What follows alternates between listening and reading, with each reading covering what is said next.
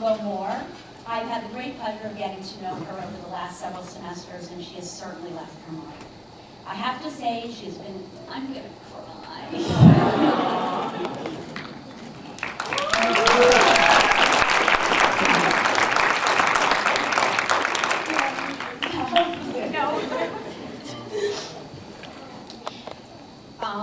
I have to say she's been an inspiration to me. Her passion for nursing, coupled with her dedication to the healthcare field, has allowed me to grow not only personally but professionally. Her participation in class and clinical were outstanding. I read this 100 times. Trying not to cry. Were outstanding and welcomed not only by myself but her. In addition, her willingness to share not only her Indian food after a long typical day, but health policy books have allowed me to become not only a better informed nurse, but a better teacher, and more importantly, a better person.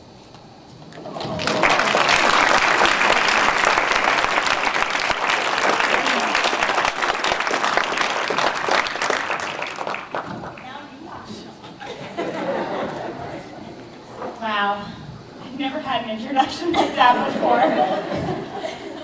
Thank you, Professor Anderson. Ladies and gentlemen, a few weeks ago, I was logging onto my home computer to check my grade on the first capstone exam, and I was experiencing severe heart palpitations. My husband, Matt, reminded me that at the time of the orientation to this program in August of 2009, I told him that I thought the program would be easy. So do you still think it's easy, he asked me. I was just hyperventilating because I had realized that I would not yet have to repeat level 4. But I said, no, I don't think it's easy. Today, I can tell you that this program was definitely not easy. In fact, starting with level 1 and continuing until this week, I was drinking from a fire hose of concepts and facts and dimensional analysis. The exams were tough, all the more so because of funny questions like the one for which the answer turned out to be, feel like a woman.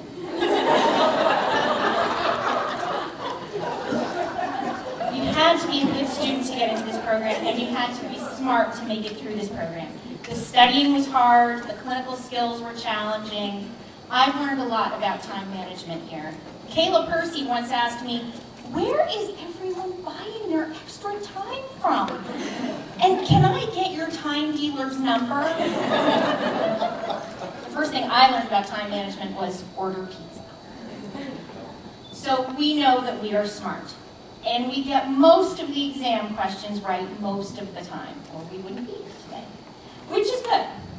The doctors and lawyers and accountants are smart, and they get most of the exam questions right. But we as nurses are something more. We are kind.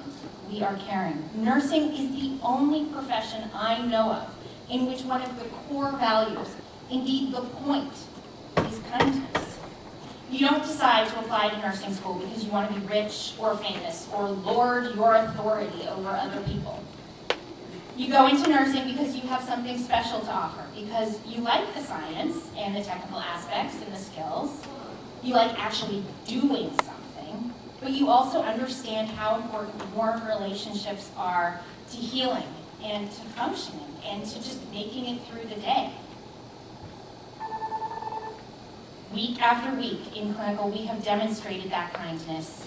We have bathed patients, we have turned them, we have changed their sheets. We have cleaned up almost every bodily fluid a human being can produce, which is the kind of thing that makes you feel like a woman. We have held hands with a person with dementia who told you only with his eyes that he was scared. We have massaged the shoulders of the stroke patient who couldn't tell you anything with her eyes. We have carried babies around, singing to them whatever tune or lyrics came to mind until they fell asleep. We have listened to the lungs of homeless people who smelled pretty bad. And we did all that with kindness and with caring and with grace. There are people in this world who think that kindness and caring equal weakness. They think that means being a pushover. But we know that caring comes only from a core of strength. from having secure ego boundaries, as the Freudians would say. You can't be kind if you are defensive. You can't give anything if you have nothing inside to give. We wanted to become nurses in part to share that kindness that each of us has inside. During clinical, I have seen nurses who don't actually do all the stuff that we have been taught to do in this program. They don't really listen to lung sounds, although they do check when the sounds appear off on their flow sheets. They don't actually turn the patients as often as they are supposed to. Their documentation says they offered emotional support, and I think that's funny, I missed that. Despite that, nurses are still the most trusted profession in America. To be the kind of nurse we all want to be, the kind of nurse who really listens to her patients, actually turns them when she's supposed to, actually does the whole head to toe without skipping the boring parts. You have to feed your inner core of strength. You have to feed it with love and with friendship, with good books and with funny jokes, with all your food groups, different colors on the plate, people, with exercise, with being outside on a beautiful, clear day. And one day, when your memories of the accelerated BSN have faded, I hope that many, if not most of you, become advanced practice nurses, because you are a talented group of people, and it would be a world tragedy if you did not. I hope that if I am ever in a 6-car pileup, Katie Wentz is leading the trauma nurses when I'm older. And after Katie has done her magic, if I then need the ICU, I hope Jean Schroeder is there to take care of me. I hope Maggie is a geriatric nurse practitioner when my parents need one.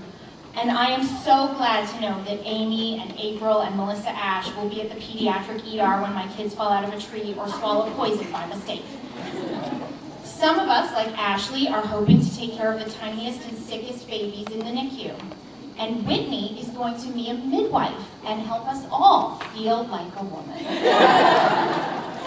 I have been so honored and so happy to have worked with so many of you in clinical groups. You are real team players.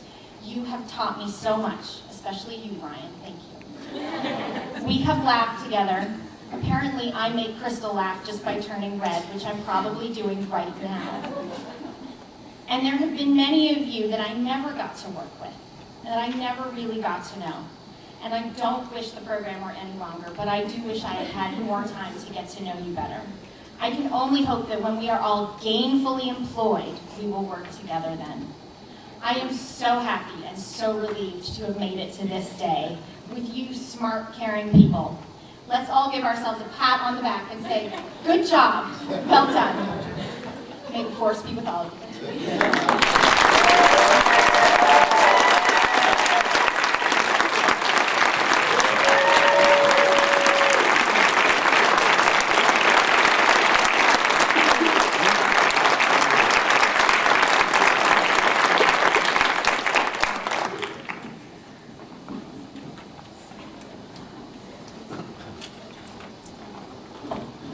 Wow, that's a tough act to follow.